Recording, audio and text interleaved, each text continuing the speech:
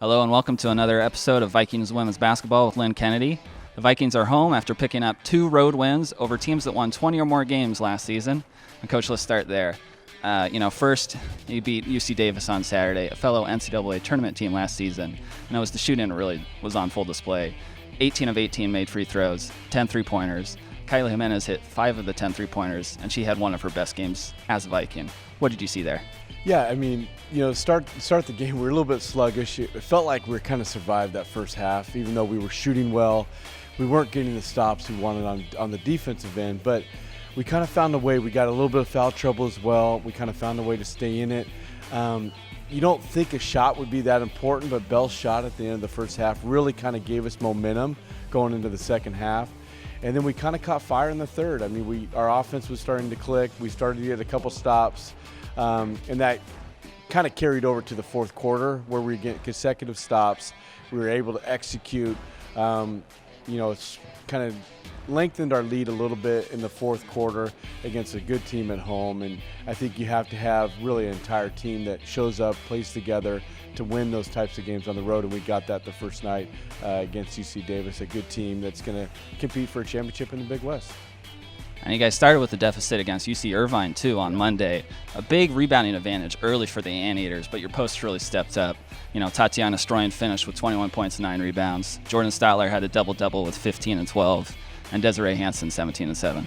Yeah, UC Irvine, actually, we started off pretty well. I think it was 10-2. We had the lead, and then we kind of just got complacent a little bit. And as a young team, you've got to work through that. Either you got to start better. You've got to continue to finish the first quarter. We didn't do that. But then the second quarter, we got some stops. We got back into it offensively, able to tie it up at halftime. And then that carried over to the second half again. And I thought really our third quarter, we weren't that great offensively, but we got to the free throw line, which changed the game, I thought, because we were actually continuing to score where they were having trouble scoring. We got some stops and then able to extend the lead in the fourth quarter. Again, different people stepped up both games, and we've got to have that with this team. Such a young team. It's not going to be the same player every time.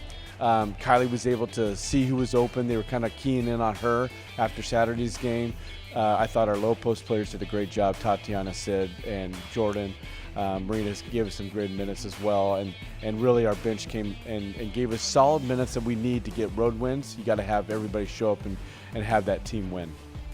And the UC Irvine game was a great game to really kind of take stock of the maturity of this team. You lost to UC Irvine earlier in the season, but as you mentioned, your freshmen gave you good minutes, the bench gave you good minutes, and then even some of the returners that are starting are now stepping into their new roles. Yeah, I think, in the last 3 weeks we've grown so much as a team, and I keep forgetting it's a young team because, we look out there, we've got some returners, but new roles.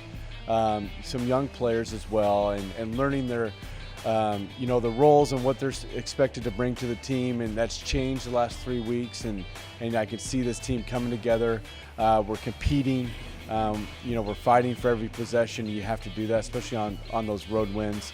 And so we've got to continue to get better. We can't just take that and look into this week and not be ready for Grand Canyon. We've got to be ready for this team. They play hard, and so we've got to be ready for the next couple games that are coming up, and not just look in the back and say pat ourselves on the back and think it's all good. We've got to be ready for this week.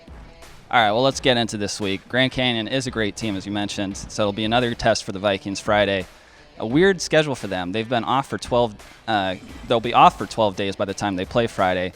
But one of the best shooting teams in the nation. They're top 10 in overall field goal percentage and three-point field goal percentage. So definitely a test. Yeah, they were a young team last year when we played them down there, and they played extremely well when we played them at their place. But they're coming in with a lot of confidence this year. They've got a good home win against Southern Utah. They've played Montana tough on the road. So it's a team that it's been a little bit up and down for them, but the shooting's been consistent for them, and they've been shooting the ball well. And so we need to be locked in defensively.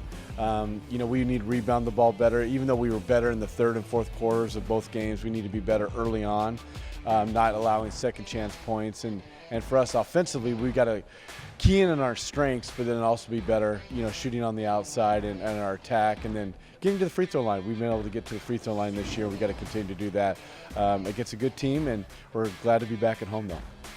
All right, there it is. Friday's game tips off at 5 p.m. as part of a doubleheader with the Viking men. It's a blackout, so wear black.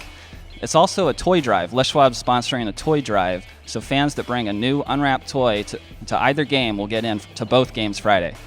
For all information, visit govikes.com.